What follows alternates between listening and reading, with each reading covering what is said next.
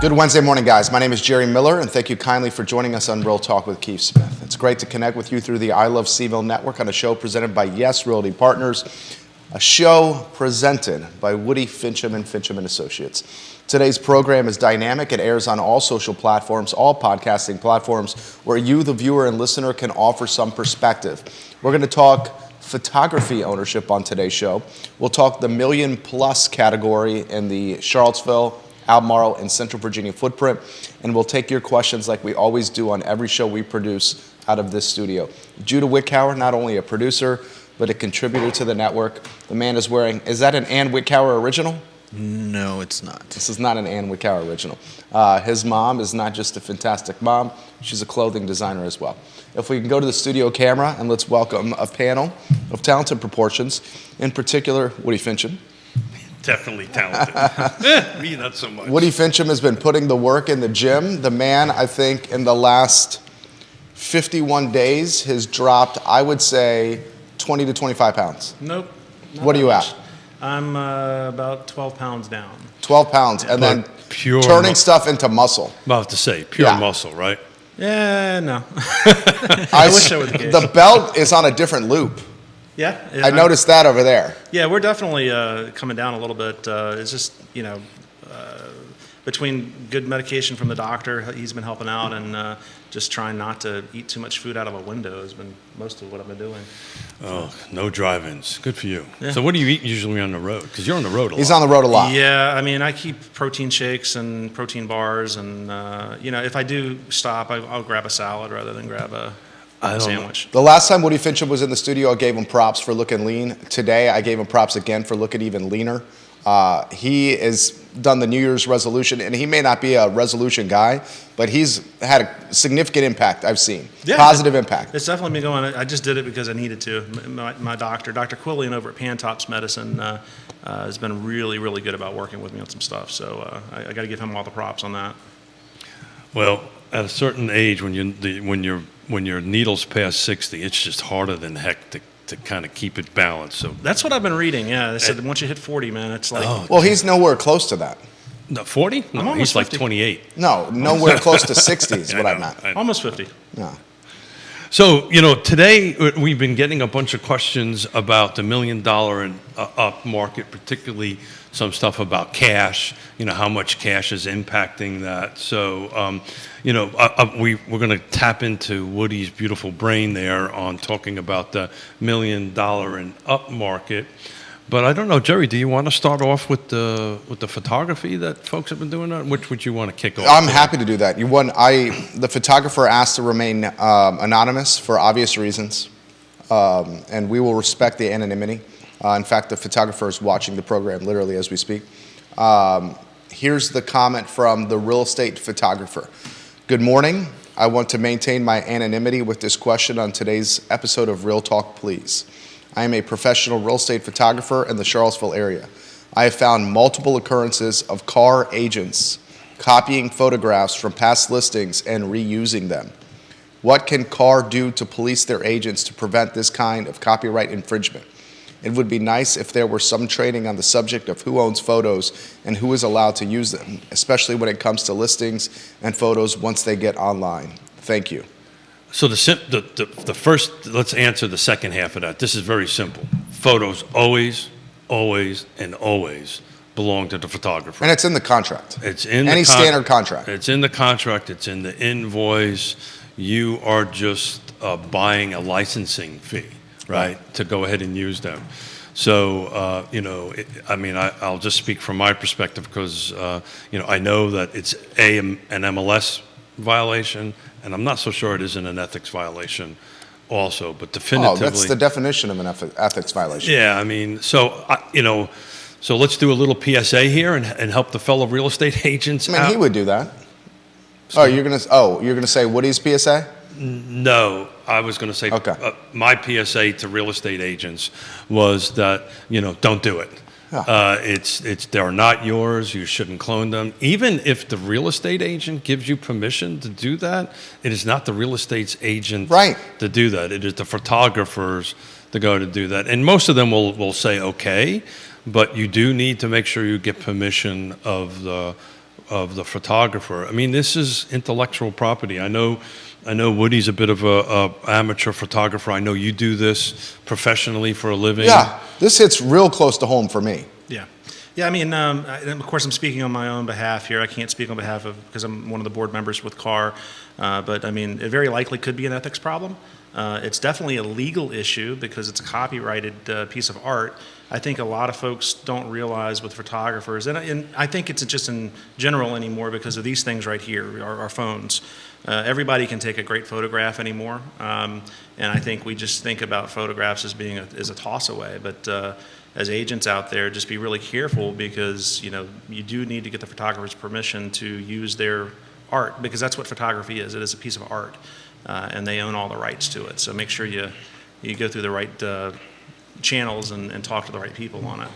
So during the unicorn years, these things were just happening so quickly, folks have not had an opportunity to take a look at it. The fact that we're not in the unicorn years any longer, I've received 2 phone calls from other photographers in the last few days asking me the same question to talk about this on the show.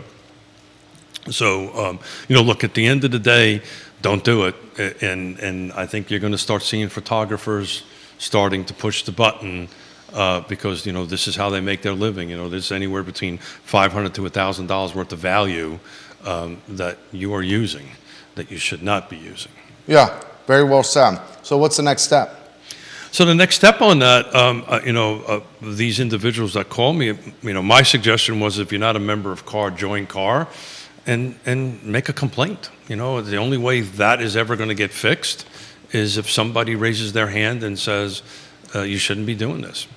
The other alternative to do it for the photographers that are watching or the real estate agents that are watching that find out that their photos are being used, call the agent on the other side and say, take them down. Take them down, spend the money, get your own photography. Dean Russell, welcome to the program. Peter Karabs, welcome to the program. Hillary Lewis Murray, Jason Howard, John Snow, thank you kindly for joining us. Chad Wood, thank you for joining us. You have some agents watching us right now, so this is going to resonate with CAR. Tripp Stewart, the real estate investor, welcome to the program. So, some of it, let's just kind of chalk this up that they don't know. Maybe they don't read their contract. That's a hell of a benefit of the doubt. Yeah, let's just try that for the moment. They don't read the contract, they don't read the invoice, and they don't know. So we are telling them right now. So you got folks that are in the business of contracting deals, that are in the business of contracts, not reading contracts. That's what we're saying. I've had lawyers that I helped buy houses for that never read the contract. So, Okay. I'm not throwing it out there. But the reality of it is, this is now starting to get closely looked at. Don't do it. This is your PSA, public service announcement. If you're a real estate agent, don't do it. It's going to be very expensive if you do. Yeah, there you go. Okay, we'll go to a different topic here. It's Logan going to Wells. be the most grown-up moment we've ever had on Real Talk. Yeah, there it is. I know. Might be the only one, Woody. Love Woody Fincham. Logan Wells Claylow, welcome to the broadcast. Grown-up? That's what you did? Wow. I think he did. You have a theme for today's show, my friend. We do a million and up. I'm going to let Woody kick it off. I know you've done a lot of work on it, and I created a couple of slides focusing on mostly the $1 million to $2 million range. I wanted to take a look at how things went, but Woody, I'll let you kick it off. Maybe we can have more grown-up moments, and we'll let you kick it off. Nothing grown up about playing with statistics. I love doing analysis. So I didn't really prep any good slides for the show, but I've got a lot of data here that I wanted to talk about. And I broke it into 2 different sections, one for Albemarle County and one for Charlottesville, the city of Charlottesville. 2 very valuable markets as far as the luxury stuff goes, but very different because obviously once you get out into Albemarle, you get into properties with lots of acreage usually. Just looking at Albemarle, we did a dive 5 years, over the last 5 years, and we looked at everything between $1 million and up to $13 million, and this is only the sales that showed up in CAR. There have been other transactions that were privately done that never made it to CAR, but we didn't include any of those. Okay, awesome. So, I mean, Judah, I'm going to start looking at the first page of what I sent you, which is Albemarle, but it shows a minimum price of $1 million, maximum price of $13 million. The funny part about it is the majority of it was less than $2 million. We had something like 900 sales total that we looked at. and 750, I believe, were between $1 million and $2 million. I would actually qualify luxury market probably being more than $2 million, $2 million or more.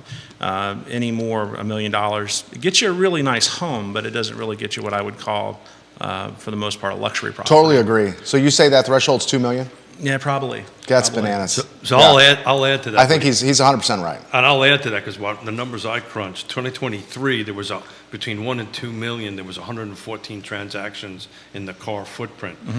2 million and up, 31. The crazy thing is the $1 million to $1.5 million may be the new 800 to 900,000 pre-COVID. And this is exactly why we want to talk about Yeah. this today. Yeah, I mean, VA got into the jumbo game a few years ago. They decided to start doing jumbos, and that's really changed the playing field because, I mean, you can get into a VA jumbo with a relatively small amount of money into it. You have a great big payment, but, not a lot of money coming into it. But looking at just some interesting statistics about the Albemarle market, the cumulative days on market, most of the time it's zero. These properties basically make the MLS because the agents are putting them up for information purposes. They're not really marketing through the MLS, which is not surprising to us that work in that niche, because I think a lot of these transactions happen because they'll go to someone that works in the market like Faulkner or Loring or someone like that and go, hey, I've got a property, and they'll go, well, I've got a buyer for that.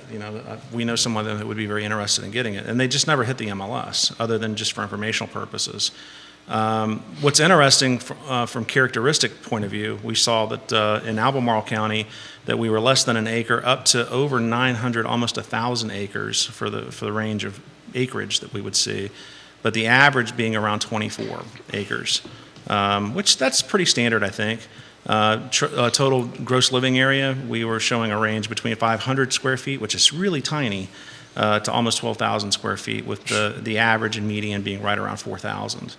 Half of the transactions were conventional and half of them were cash. So cash is still carrying an extreme amount of weight in this particular segment.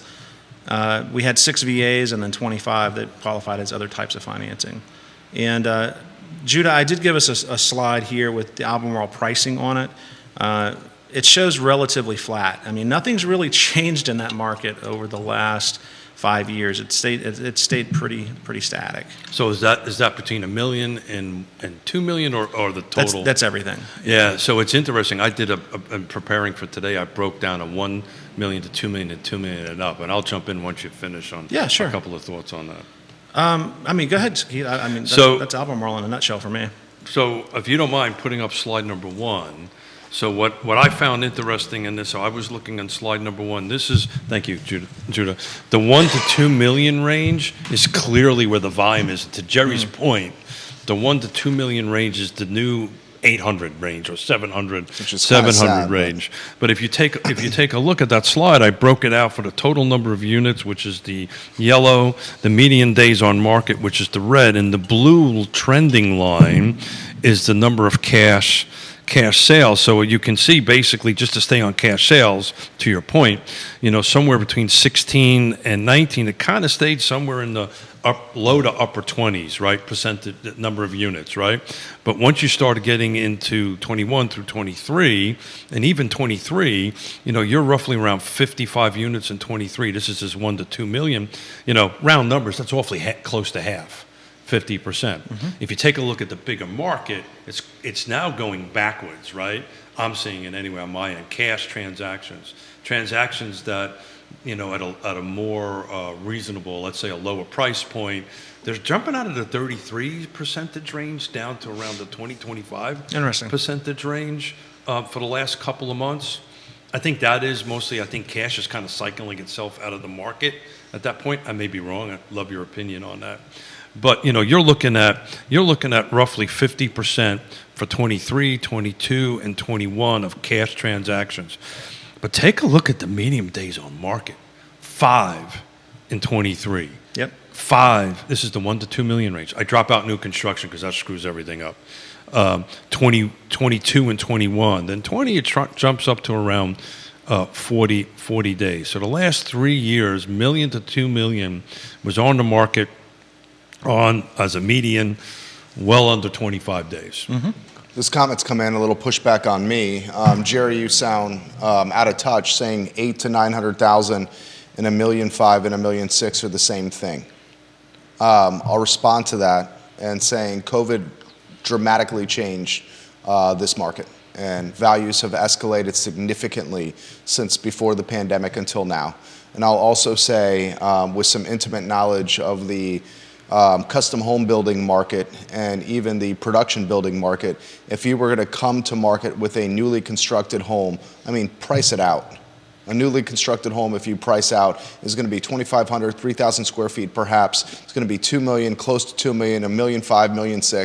The homes that are selling right now that are in the $1.5 million range are potentially 2x that size, and they have different finishes that you may not be getting today. It's just a completely different market. So absolutely, that's the reason I carved it out. Custom on your lot, you're in 125, 15. That's just at the starting point. That's entry. That's entry. Yeah. And just to put a little pin in that, normally, and Woody, jump in. Normally, if I have a piece of land and I have a custom builder, you hired a company I used to own to build it. That's just a house. That's not your septic. That's not getting your infrastructure to it. If you're 1,000 feet off the road and you're trying to bring power in, try pricing that out, folks. That's between $6 and $12 a linear foot. That's just for the wire. Then you need to dig the trench and put it in. But just to follow through on that a little bit, Judah, put slide 1 back on. And not to put words in, we're being so adult today. Not to put words in Jerry's mouth, but if you take a look at the volume, the total number of sales, and I think this is the point he's trying to make, between 16, definitively 19, which is pre-COVID, that's the point you're talking about.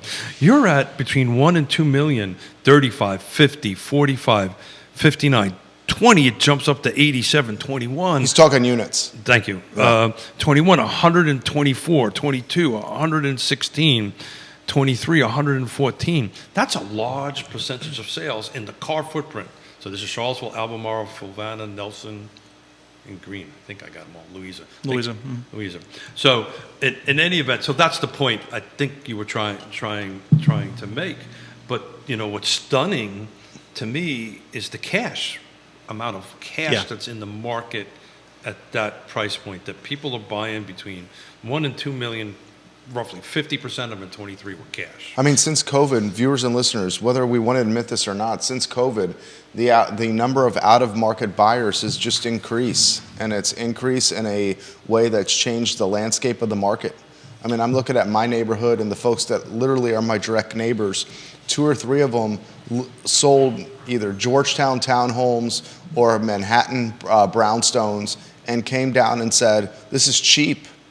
And not only bought the house in cash, but then put a couple hundred, 300,000 into the house, and still were left with a sizable delta in savings. Yeah. They're changing the landscape of the market.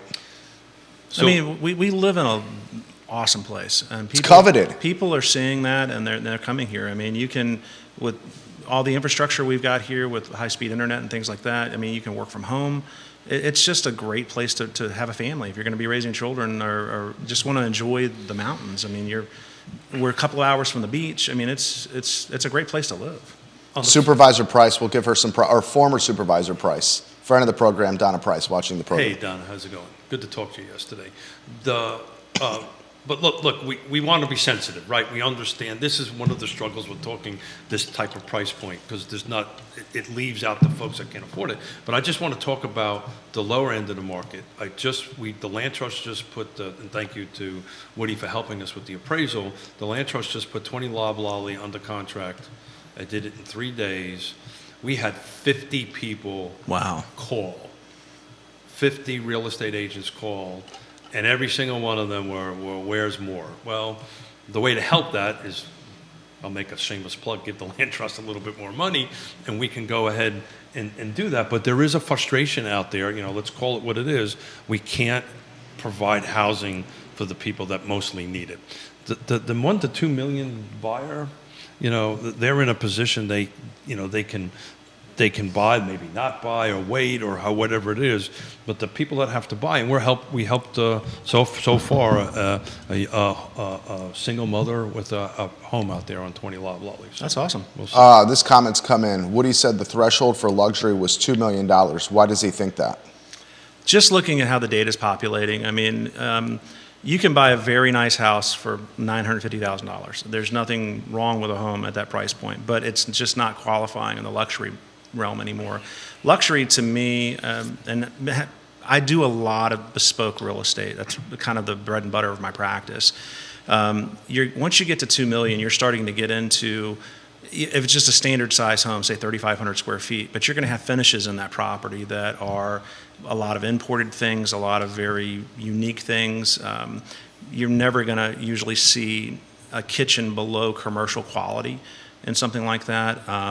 There's a lot of features in a property like that you're just not going to see. Media rooms. I mean, I walk into some of the media rooms in some of these homes, and I'm just like, holy! I've talked about on the show before how much I love movies. They're better than movie theaters. Yeah, they are. I mean, Yeah. they really are. I mean, you've got Crutchfield coming in, you've got custom audio coming down from New York, Virginia Beach, wherever.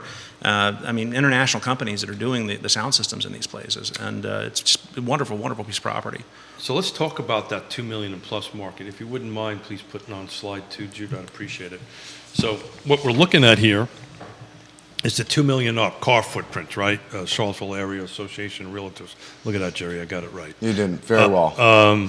2 million and up. So take a look at the blue line, right? So this is the median values. This is $2 million up to unlimited, right? So we're hovering somewhere, between 16 and 23. It's pretty consistent. 20 and 18 was a bit of a bump to 3.5 million, but for the most part, that price, that averaging out is somewhere around 2.5. To your point. Right, it's roughly averaging about 2.5. But just look at the number of sales, right? So we're like 15. We're ranging from we're going from, hold on a second, 13, 11, 12, 18, 19, 19 on 21. So we don't get to over 30 until 22, 23. We're approaching 30. So the volume of units are just super low. And that's the reason I broke it out between $1 million and $2 million, because if that's just a big difference between 114, 1 million to 2, and then only 31 for 2 million and up. It tells me that's where the bulk of the market is. This is a great question for Woody and Keith. Same viewer to push back on me. So if $1.5 million is the new 800,000, what's the new price for starter then? And how can we all keep up? So we should talk the new price for starter then. I mean, I would say that probably has a 4 in front of it. Well, I mean, if you want to get into the threshold of starter, let's look at manufactured homes. We've been doing a lot of those out in Louisa and Buckingham.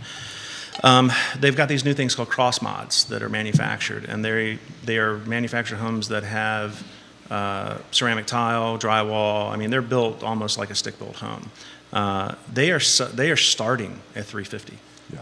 And that's on a 2-acre, piece of land out in the middle of nowhere. So, I mean, if you want to get into really where starter homes are, that's where you're going to be. If you use Charlottesville, Albemarle. I mean, when you get into, there's a 4 in front of it. I mean, Right. all day long. I mean, you're going to get a townhouse, and it's going to be interior unit, and it's something that it's great for you to start with, but you'll probably end up either converting it into a resale or into something you're going to hold for a rental later on. But the question is that a starter home? Not for most people. I mean, I look at starter homes as, if you got a police officer and a school teacher, they have a household together, can they afford $400,000 a year? Probably not. No. So I can speak. So this is a great topic. I can speak to this a little bit. In order to hit 80% of our area median income, which is at today's rate, mortgage rate, your purchase price is probably somewhere between $225,000 and $250,000. Yeah, that doesn't exist. And it just doesn't exist. And so the short answer to that is starter homes don't exist in our marketplace. The Land Trust is a great model, Habitat, all these different folks, but these are one-offs. These are onesies Right. and twosies. These are not hundreds upon hundreds upon hundreds. And, this is, in my opinion, in order, and get on my soapbox here for a minute, in order for us to fix this crisis, because I think this is a crisis, Definitely. we need to do something similar to what happened after World War II. right? When they went in, the government kind of stayed out of the way. Levittown went in. All these big developers went in and developed projects. I just read a thing on Inman this morning. It's projected in 2024 the cost of construction to go up another 6%. Wow. That's not cost of materials. That's regulatory expense. Well, I was having this conversation with a mortgage broker yesterday. Rates have gone up again. Yeah. I mean, we had a little bit of reprieve following the October high of 2023. October, economists have called the most unaffordable month in American history, October 2023, to purchase a home. Rates were flirting with 8%, values were sky high. Then we saw some reprieve as the speculation was the Fed was going to cut rates. We got below 7, but they're back over 7 again. And the buyers are still there buying homes. Brother, 69 homes just went under contract Yeah, in the last 79. they're still buying 7 days. homes. Yeah, it's not, that 7, it's just what it does. It carves out the people that can't afford it, right? They just can't afford it. But that's the reason why, we're closer to 225, maybe 250. Really, the magic number is 215 with today's interest rates to hit this 80% of area median income. And remember what that number is, right? That's a big number. It's 123, 300. And that was a 2022 number. We haven't seen the new numbers yet. The 2023 number will be higher. I'm still baffled that that's higher than Miami. I mean, I would have never thought that. Well, it's a volume thing, right? Sure. It's like us looking at these numbers, right? It's the 2 million and up. We're only looking at there's been 9 sales from the beginning of this year to now that are over between 1 and 2 million, and there's like 2 that were over 2 million. So it's a volume thing that changes the percentages, but they have just way more people. Well, I'm going to be a little funny here. It may be a bit of a nerd, but I'm wondering, a soccer nerd. I'm wondering if the Messi and Beckham effect in Miami is going to change that at all. With Messi being there now, I wanted to get tickets to go see him play DC United. Is it 10x the original price? Oh my God, it's ridiculous. I'm not going. You're going? I'm not going. I can't afford So it. we've got Messi and Taylor.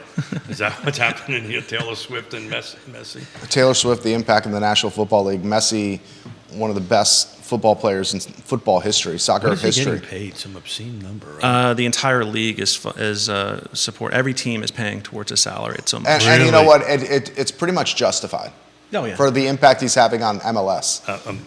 It was so significant what they had to negotiate a contract with Apple to help finance Messi coming to the MLS. Really? That, and he will not play on artificial turf. Right. The man has that kind of clout and influence. And it has driven return on investment for the MLS and all the clubs in the MLS. Well, it's about time. I mean, soccer's needs to get a boost here. I remember when Pele came when I was a kid. Pele. It's a blast from the past over there, Fincham. Well, what team was he playing in New York? Because I went to go see him. The play. Cosmos. Yeah. Cosmos. I remember that. New York, New I was Jersey, a little Cosmos. guy. I got to go see him. I remember that. Yeah, watch Pele playing. As a kid from New York, we didn't know what the hell this sport was until you watched this guy play, and it was pretty awesome. We also got to watch Willie Mays play. So Steven watching the program, to get us back to real estate here, he says, then what's the trade-up market after starter home? I'll call it, I'll give some insight here. I think what Steven is alluding to is the move-up market. Mm-hmm. Yeah. Well, so I think that's been soft for a while, right? That there's a few opportunities at the entry level. There's on the upper level, but what we're talking about move up is you bought a home 5 years ago for $300,000 or $400,000. You got a bunch of equity. Now you're looking to buy. The average property owner in the United States right now has about $300,000 worth of equity sitting in their home. It's going to be appreciation, not equity, in their home on it. The average homeowner probably has more equity. From appreciation, he's talking value uptick. And 68% of every loan in the United States has either 50% of their loan paid or for zero, somewhere between 0 and 50%. So there's a large chunk of cash that's out there, which is part of why you're seeing these cash transactions so high, to your point. But the move up is interesting. I mean, I'll take a look at what went under pending while somebody talks, just to talk about what the median sales price was for pending. I mean, the move-up market is, I don't think it's as strong as it has been, just because folks with a 2.9% interest mortgage, they can look at what they can afford to move up into, and they're just like, I really don't. I mean, my wife and I, we paid $230 for a 2.5 Colonial in Lake Monticello. You pay what? $230. It's worth over $450 now. Oh, yeah. Sure. I mean, Every penny of it. And I've got a rate at 2.9% fixed. Why would I move? Except for life changes. This is all about. There's life changes. I didn't even think if he had life changes, he would get rid of it. Yeah, I mean, I would hold it as a rental if anything. Well, and that just makes the circumstances worse. Right. Right. That's another house that won't be available. There's another house that won't go into inventory. They're not a lot. Hopefully on Friday we're going to have Jim Friedel, who's the planning director for Greene County, and Neil join us. I'm kind of working on that today because we want to talk about where the next series of new construction is going to be. Right. In my opinion, it's Greene County. There's a ton of homes in the pipeline over there, and I kind of wanted to get it from the horse's mouth per se. But look, the 69 homes that went pending. This is the full car footprint. The median price, and we don't know what it is because that's a closure. It was $425. Average was $523. Right. So to Jerry's point, it's got a 4 in front of it. Right. For a starter. It's got a 4 in it. The median sale, the price on that went pending. Now I can take a look at what went the contract in the last 7 days because those have closed. Let's see what that looks like, and I'll tell you. Yeah, there you go. It's right there. $479,999,999. Yeah. Let's call it $480. $500,000. It's a roughly $500,000. The average was $621, by the way. Nicole Allen watching the program. She loves the Messi drop. She says, "I'm a soccer fan now because of Messi, the beautiful game." She's watching the program right now. Christopher Posey, Zeke Mora giving Woody Fincham some props right now. Randy O'Neill has this question. Randy, we appreciate your question. Does the panel know how many homes are on the tax delinquent list and how many are showing up at auction? I don't follow that closely. Yeah, I do. Unfortunately, I do. Yeah. It's in our car footprint. You might as well just call it zero.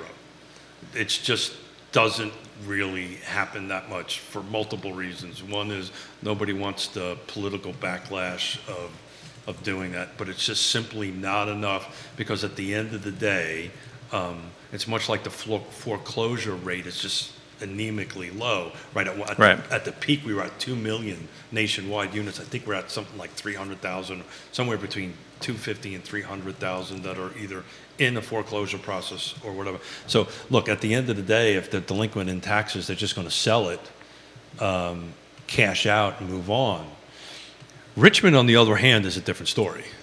There's anywhere between depending on who you talk to, 2,000 to 3,000 units in the city of Richmond. Most of them have been abandoned for a long time. And the city of Richmond is going in, taking them, putting them into a land bank, and then sending them out to land trusts and stuff like that. This comment's come in. John Blair, welcome to the show. Jason Howard on Rio Road. As far as new inventory, how much of the demand for housing is being met by the new developments on 29 North Point and Brook Hill? Every time I drive by there's more developments and build-out happening. I will also add, between where Keith and I live in the Keswick area, Breezy Hill, some new inventory from Southern is going to come to market. How an additional 80 to 100 units in that corridor are going to impact quality of life, that's a topic for a different show.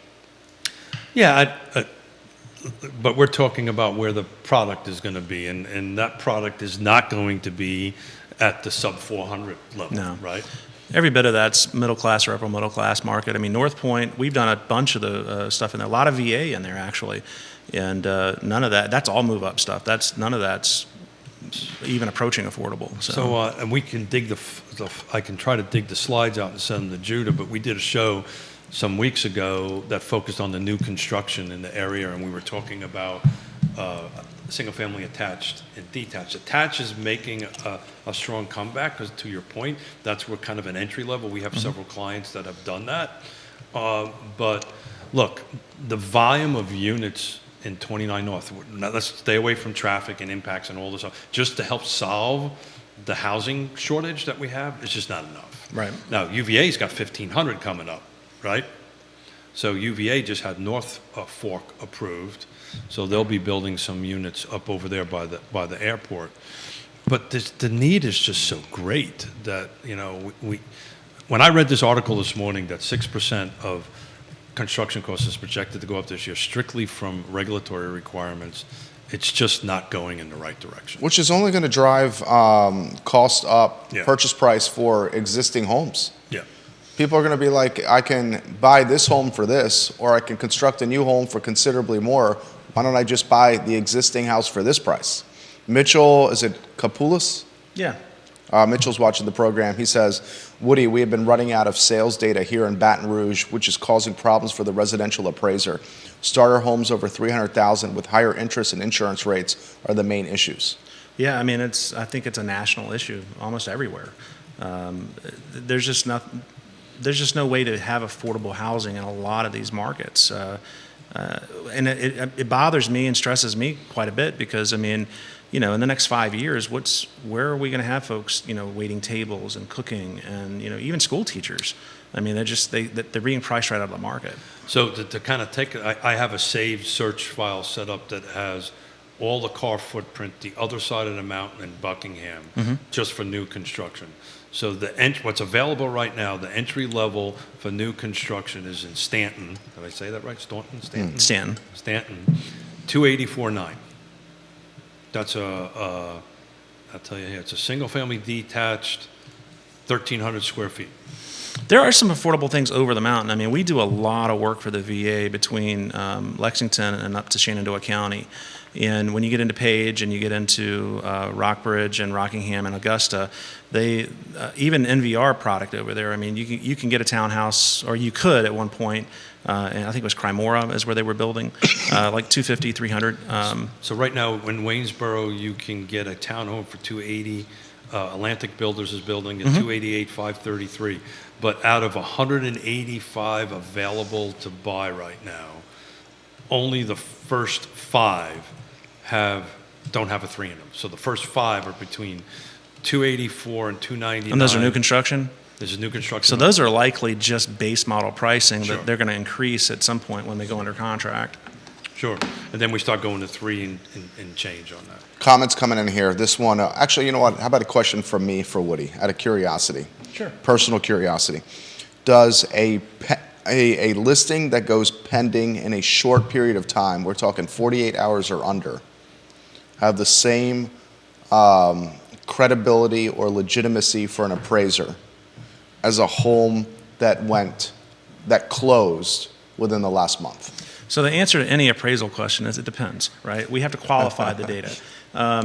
If it's gone under, it's not unusual for a property to go under contract that fast. I mean, there's just not enough inventory. So that's kind of the status quo. If something sits on the market for a really long time, I'm looking at that data going, okay, what's going on with it? Is there something they're not putting in the listing? Because, listing agents are trying to sell a piece of property, so they always focus on the positives. They don't necessarily get into the negative stuff. So if something's been on the market for, say, 90 days and everything else is under 10 days, I'm going to start asking questions about that sale. Is there some duress with the sale? Is there some extenuating circumstance with it? But, I mean, I don't really pause when I see something even go under contract in a day because, I mean, we see so many properties doing that right now. It's sort of status quo. So the pending comp has the same credibility in the appraiser's eyes as the closed comp? No. So, and I have to qualify this too. Closed sales are consummated sales. They've happened. We know that that's the actual factual data where it's going to close. On a pending sale, I'm going to call the agents. If I know who the buyer's agent is, I'll give them a ring and say, hey, can you tell me a little bit about it? They're not able to disclose to me, or they're not supposed to, what it's under contract for. It's the same thing, they're not supposed to use the pictures. I'm sorry. Because you're basically saying with the pending comp, stuff could still happen. Right. Yeah, I mean, it could definitely not close. I mean, things happen. But we do give weight to them. We just don't give as much weight to them. And as the market, if we do a very in-depth market analysis whenever we're appraising anything. And so I can tell you by the day in a particular subdivision how much it's increasing or decreasing or if it's stable. That's awesome. So, I mean, if I've got pending sales that are continuing to support that trend, then I'll give weight to them, but I'm going to give most of my weight to my solds. And we do, even when we're doing our analysis, we also give weight to active listings. because it tells us what's going on right now in the market. But all of it's relevant data, but the most important data is going to be the closed sales. Follow-up question for you. I learned from you. I love this. Okay. I absolutely love this. Does the closed comp that's new construction and a closed comp that's existing construction, how do you weigh them with the scales of justice in the appraisal world when you're using that data to value another house that's existing construction? So new construction, most of the time, is within its own competitive niche. You're not usually going to see existing homes competing directly with new homes. There's exceptions to that. Of course, you get into Spring Creek, you'll have some exceptions. Let's look at Glenmore, where you live. The newer sections in Glenmore are different than the existing. I mean, they're just different product all the way around.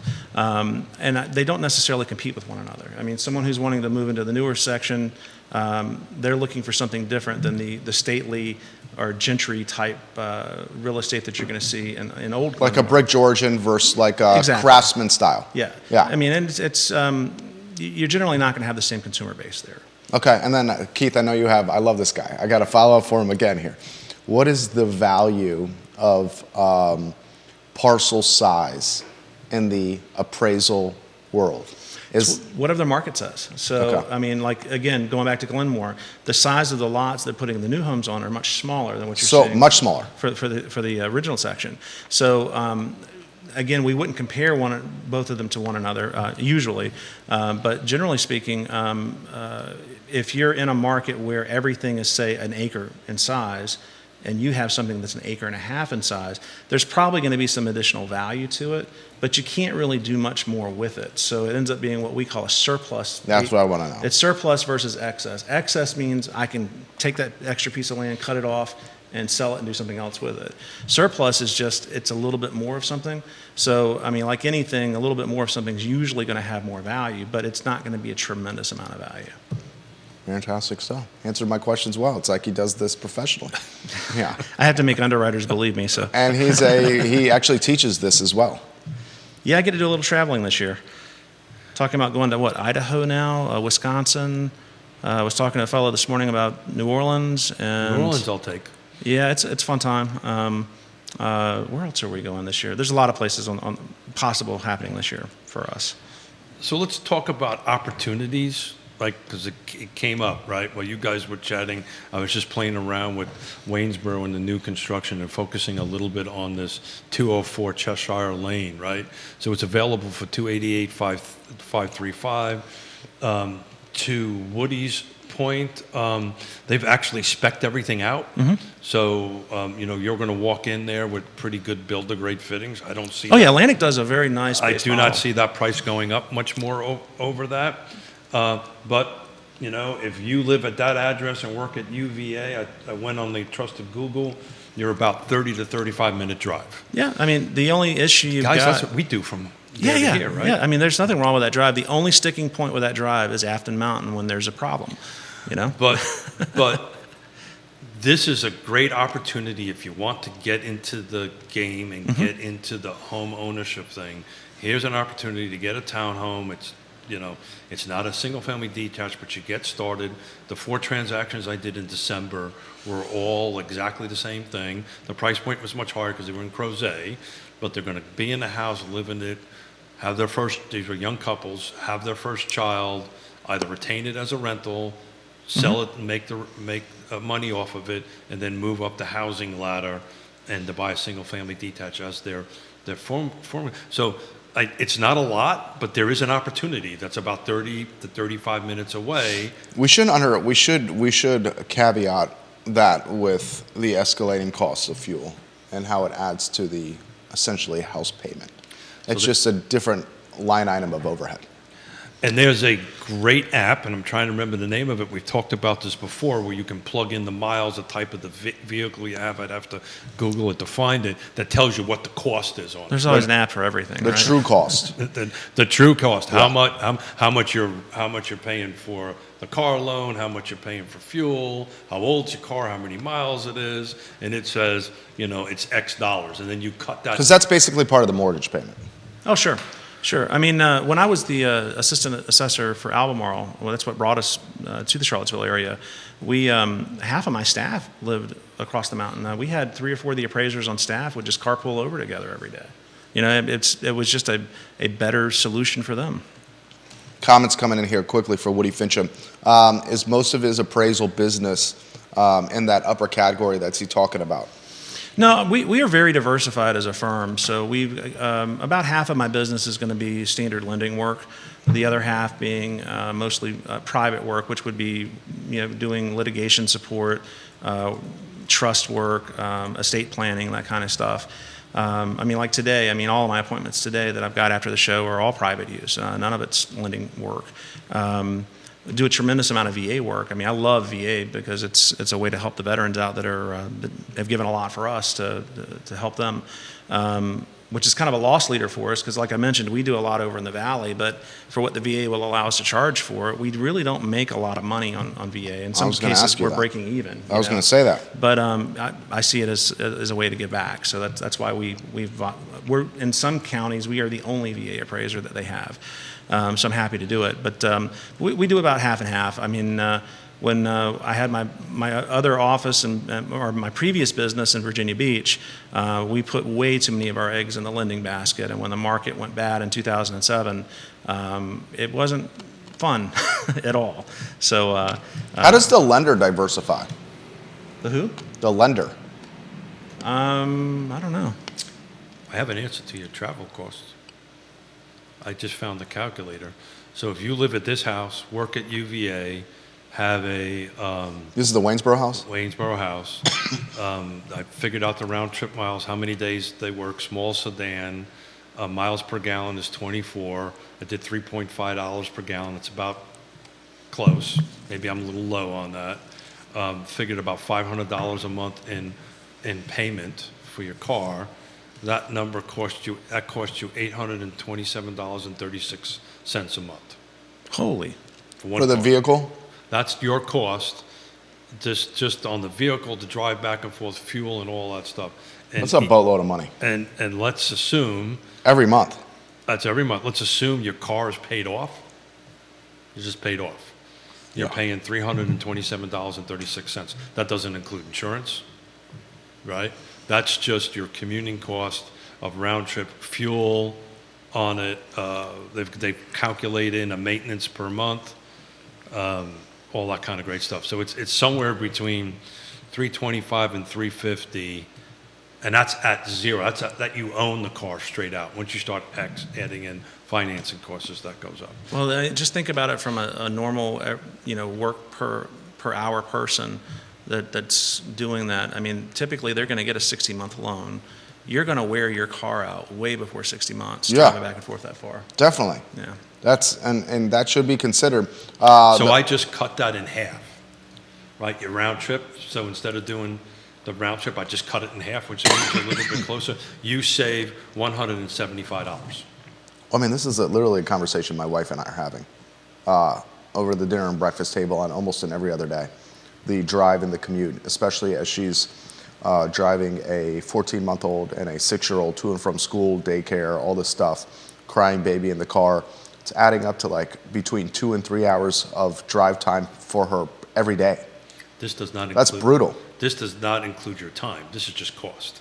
Yeah. Right. So if you were to cut your travel in half from that thing and be on this side of the mountain, you would save yourself roughly $175, which you could tack on to a mortgage and buy something a little bit. That's how I use this. But the lender doesn't see it that way. Well, we're assuming the buyer's qualified. We're assuming the buyer could do this. This is, as you know, there's two conversations. There's how much the lender will let me borrow. That's it. And how much I really want to spend. Right. So this is what I really want to spend department. The lender don't look at this. They don't care how many miles you spend in a car, right? They're going to look at Woody's appraisal. They're going to look at your credit worthiness, and they're going to lend you money, right? There's three. Other than cash, there's 3 entities that require a transaction: buyer, seller, and Woody, right? Every transaction requires you, Woody. So this is your cost. Actually, they don't. I know.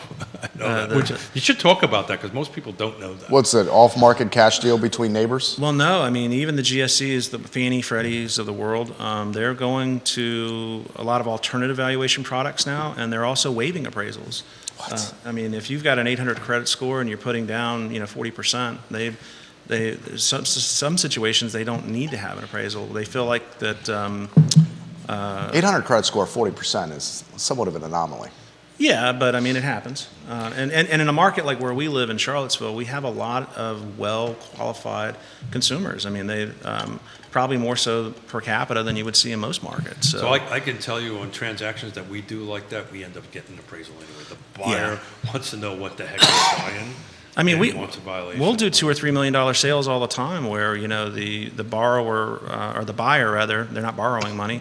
They get an appraisal just because they want to know what position they're in when they buy it. Sherry, is there any loan officers watching today? Let me check.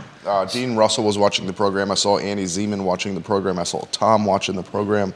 So my question for a loan officer out there, if I have an Excuse me. extra $175 a month to put towards my mortgage, right, on it, how much more house can I buy, right? So if I can add 170, assuming my debt to income ratio works, my credit score is good, right? I don't have $40 million worth of credit card debt, right? And I want to live on this side of the mountain, and I add $175 to what I can borrow from a monthly perspective. How much more house can I buy versus, say, $288,000, $300,000, whatever that is? That's my question, and we should save that. If somebody can chime in, that would be great. I know there's a ton of variables, but the question is how much does $175,000 more buy us? Comments coming in. We're going to get to yours, Rob Neal, here in a matter of moments. I want to follow up for Woody. What does private appraisal work consist of? So we'll get phone calls from attorneys that are dealing with partition situations where, heirs to a property or co-owners of a property, one wants to buy the other out, but the other one doesn't want to sell. So the only way for them to do the sale is to basically go to court and sue one another. So we do a fair amount of that work.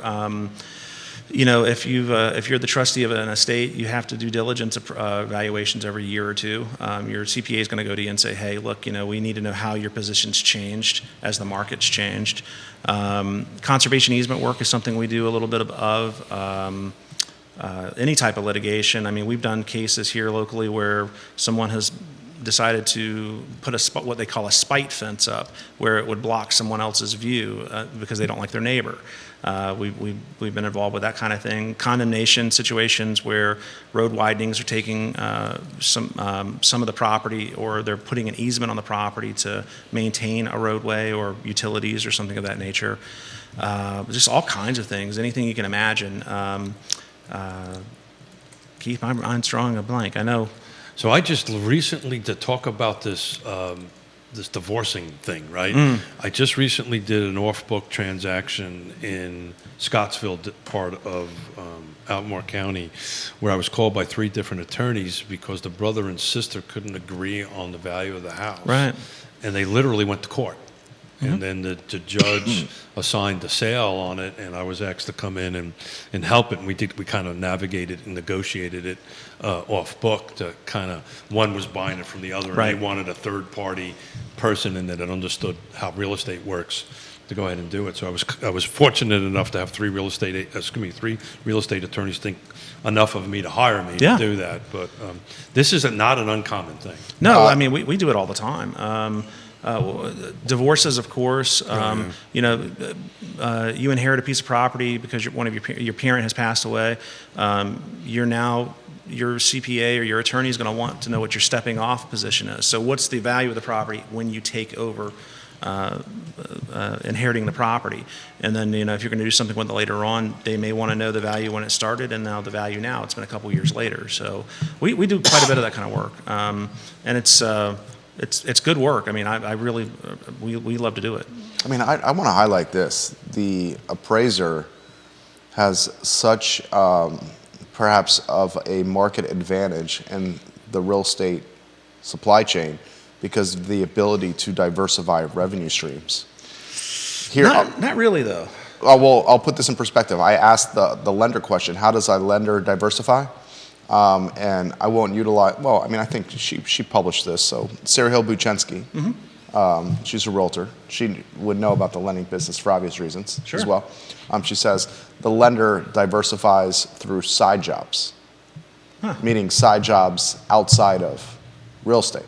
That makes sense. I mean, it Like really not does. within lending. I mean, lending's a very specific skill set. So, I mean, I'm going to add to that. I received a phone call yesterday from a loan officer, which I will leave the name out of it, that wanted to know if we would hire them to do transaction coordination in the evenings, because the volume of business is such that and it's not a conflict, but we decided that was not a good fit and thanked them for their time and moved on. But to your point, everybody is trying to diversify here.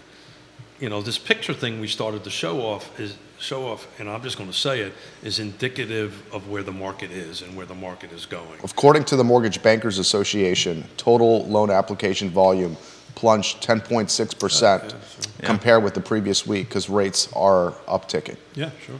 and that means there's probably going to be a fair amount of people coming out of that profession and trying to find something else that's a little more stable for their family. But we did 69 contracts in the last 7 days, and 61 came on the market in the last 7 days. Of the 69, how many were cash? That I would have to give me a minute to look. I can do that for you. I never want to come on here and sound like I'm trying to be a commercial for my company, but the one thing I will mention about appraisers and diversification, there are a lot of appraisers in the area. Most of them only do lending work and mortgage work. How about the ones that specialize in the refi? Yeah, I mean, if all you're doing is lending work, then, when it slows down like it has, it really hurts those firms. I always tell my clients and potential clients, be careful who you're hiring for your private work, because if all they ever do is, Fannie and Freddie and FHA type work, they may not understand, how to appraise a property that's not being dictated by the lender, because the lenders have very specific rules and things that they require. Those things they're not applicable when you get into private work. If I'm doing a conservation easement or I'm doing a date of death for an You might want to estate. explain what a conservation easement is. I don't think a lot of folks understand. Yeah, we actually talked about possibly talking about that today, because when you get into the luxury market, conservation easements are pretty common. So a conservation easement is where you have agreed to donate the rights to your property to a third party like the Virginia Outdoors Foundation or something like that. They basically become the steward of the property. But say you've got a 50-acre piece of property. You basically are putting an easement on the property saying that you're never going to develop it. That property then will be taken out in perpetuity from being able to be part of the development corridor or wherever. They're very common in Keswick, very common like in Free Union and places like that. Albemarle County is actually the most conserved county in the Commonwealth now, with Loudoun County coming right behind them. It used to be Loudoun for many, many years, and then Albemarle was second. But now Albemarle has taken over the most conservation easements. But basically what you're doing is you're limiting that property from ever being developed in the future. So the exception being, for public use or condemnation, if a road project comes through, they of course can... A park? Yeah, I mean, if it's for the public good, then the property can't be taken. But what it does is it puts the owner of the property in a position where they can actually, they can sell the tax credits. So they'll be able to, whatever value loss they have, they can actually, they get a tax credit for the IRS and for Virginia, for the state. My mentor did that. He did that, put his farm in the Keswick area in conservation easement. Mm-hmm. But does that impact value? It can. In some cases, you're giving up something. It's irreversible. Yeah, I mean, we say it's most part. irreversible for now. We'll see what happens over the next 100 years as we need more land.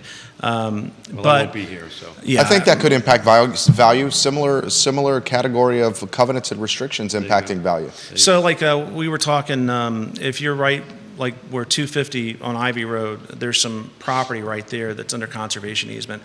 That property would be ripe for development. So if you put that into conservation easement, the value impact of that's going to be more significant than if you're going out to the middle of the Keswick Hunt, where everything is under conservation easement. Right. You put a property where everything contiguous to it's already under conservation easement into one, that may not affect the value whatsoever, because that property was never going to be developed anyway. That's the whole purpose why VOF and these. So our county, Colonial Circle, the property across from Colonial Circle is 1,000 acres. All of it's in VOF. All of it is in a conservation easement. So that will never, never is a big word, but I don't think I'll be long gone and forgotten before that even gets considered to be developed. On your cash question, Jerry, so pending we can't look because it hasn't closed, but I looked at what closed in the last 7 days, and I do this regularly. Where it's about 20 to 25%. Pretty damn close. Yeah. 43 units closed, 10 of them were cash. So, but what you're, to my point, what you're starting to see, that used to be in the 30s, right? And that is starting to tick back a little bit, and I've been tracking it week over week. I just think cash is kind of starting to work. The folks that were able to do it have done it. Well, my biggest book of business on the lending side right now, we just took on a new client that does wealth management for one of the big lenders. And it's not just bespoke real estate. I mean, they have investment properties that they buy as well. And so they buy a lot of property around the region at $400,000, $500,000, $600,000. That's a big part of our work right now. And that's not, they're not going to be using any type of financing for that. They generally are just using investment instruments to borrow against. So it's considered cash. Absolutely love always sitting here talking to you. We got more. I'm enjoying this. Let's keep it going. Okay. Michael Coyle. We do shed conservation easements all the time. People basically are conserving the view provided by their property. John Copulus. Yeah, John Cobb. He now has a group on Facebook. He's hyping that. Ask the Appraiser. Ask the Appraiser. Over 50,000 people are members of that now. Says my national Facebook group has 30 of the best appraisers in the country on it, and we are marketing to over 50,000 agents. So those 30 then now become the go-to appraiser for all agents and their clients. This is how we appraisers get private work. Ask the Appraiser. Woody is a huge part of our group. He is like the godfather of the group. He's asking that question. Next time I'm up to New York, John, I'll have to take you to Peter Luger's. Woody's page is blowing up right now. The appraisers come out when Woody's watching the program. Jason Howard is asking if we're seeing any upgrades to HVA systems in light of the wildfires that impacted the area. Perhaps I can answer that question. I don't see a significant upgrade to HVA systems tied to those wildfires. No, they get upgraded if they're old. Right. Yeah. That's about it. Right. And anyone that's done that recently, which we have, it's not cheap. Nope. Yeah, we just did one zone of our home that has two zones, and it was well over 10 grand just for that one zone. I just did the Land Trust House, which is 1,300 square feet, and twisted the guy's arm a little bit. It's a guy I've done business with forever. $6,500, brand new HVAC system. Joe Meyer, watching the program, he says, Keith, we need more brokers like you in the real estate world. Oh, thank you. And Keith's down there in the New Orleans area. Not Keith, but Joe, good friend. And if anybody's ever going to go down there and wants to eat well, go call Joe. Joe knows that place well. My favorite. Keith will take him up on that. My favorite U.S. city is New Orleans. Yeah. Wow. That is my favorite. It's high praise for NOLA. It's a magical place, that's for sure. Where else can you eat really, really well, drink really, really well, and listen to some freaking awesome music? Yep. I mean, I think there's other places you could do that, but New Orleans does embody that. I don't know. Austin's a good place as well, but I mean, NOLA will always have my heart. Let me back up for a second. Can you walk around Austin with an open container? I don't know. No. There's a lot of places that do allow that. Unfortunately, Charlottesville is not one of them. I'm not going to go down that road. The Dora. It would be trying great, to throw you a Charlottesville, softball. I know you we could. You did so well, Keith. Lori Fincham, Woody's beautiful better half of New Orleans is absolutely magical, which is what you just said. Yeah. So when you go there, stay on in the Garden District. That's We've been there many times. I took my daughter there this past July to go see Steve Vai in New Orleans, and we had a good time. Actually, Joe and Mitch and those guys took us fishing. Have you ever done the Jazz Festival? Never been. Oh, I would love to go. You need to do that and the Voodoo Festival, which is basically the Jazz Festival in October. Mardi Gras is kind of, you need to go out on the outside and catch the local. If you ever want to do a real Mardi Gras, go to Lafayette. Which is in the middle part of the state. That is like the legit Mardi Gras, and it's scary. And I don't mean to offend anybody, but when you think in a good way. When you think of Mardi Gras, you think of New Orleans and beads and all that stuff. Good time. the Cajun Mardi Gras is a whole different thing. Am I allowed to open up my mouth down there? I probably should. You probably should. No. I probably shouldn't. Final question for Woody. How accurate are the Zestimates versus actual appraisals? They're pie in the sky for the most part. I mean, they work really well when you get into a homogeneous neighborhood like, say, Forest Lakes or something like that. But when you get into a diverse area where you've got different land sizes and housing styles, they tend to be just watch as estimate on any property that's actively listed, and then it'll give you one number, and then when it goes under contract and that number is disclosed, it always goes to that number for some reason. So it's a little bit of Because the first number was wrong. yeah. That's I mean, why. it's a little bit of a sleight of hand trick with it. Get a trusted advisor. Call up Yep. Woody. Call up any of the real estate agents watching that. Get a trusted advisor. Get a valuation of your home. These guys understand the market, not some app.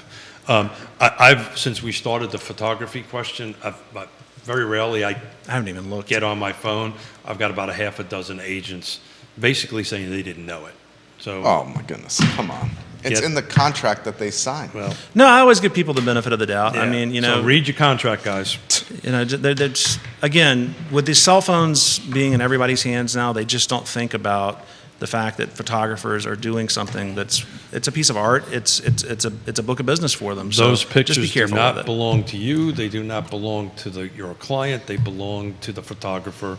Ask the photographer if you can use them. 9 times out of 10, they'll say, no Yeah. problem. I'll send you an email. You can use it. Even when you get professional headshots done, the photographer still owns your likeness because it's their photography. But when you're doing $1 million Even your plus, wedding photography. yeah, they'll sell them to you. They will but sell they you cost the- a ton of money. Right. well, let me put it this way. I do a fair amount of bike riding, and I probably spend between $100 to $150 because you have to pay that to get Oh, the yeah. photos. To get Yeah, the watermark off the photo. To get the watermark off. And to get the actual Well, photo. to back to that point, just to somebody who may be on the car board, a simple solution to that is for car to allow the photographer to put their logo on it or their watermark. I don't on think it. they should do that. That's going to take away from the marketing of the listing. It'll distract. Well, there's a car logo on it. I'm just going to sit over here and be quiet. That's a great. That's a great touche. Yeah, There's the there's car a car logo on the logo bottom it. right corner. Yeah, it's Well, car I'll be logo. happy to bring it up at the board. There you go. All right, Woody Fincham is the best, guys. Woody Fincham, Fincham and Associates, Keith Smith of Yes Realty Partners, Judah Wickhauer, the man behind the camera. This is Real Talk with Keith Smith, which is online at realtalkwithkeithsmith.com. Click the Partners tab on the menu bar Please. of Real Talk with Keith Smith, and you'll find the vetted suggestions from Keith of who you can trust in real estate. He's been in the business since 1987, so his vetting process is pretty soup to nuts, full service. I was still playing with G.I. Joes when you got in the business. But usually he says 1887. 87. I was on a Game Boy in 1987. Man, those were the days. But those were the days. Yeah, hey, let's wrap up. Great show, guys. Tetris on the Game Boy, Woody. Yeah. Thank you kindly for joining us, I don't even guys. know what a Game Boy is. You guys have a good day. Take care. Remember the Game Boy? It was the handheld Nintendo. I'm sure your daughter had one. No, we never let the kids have Oh. Nintendo.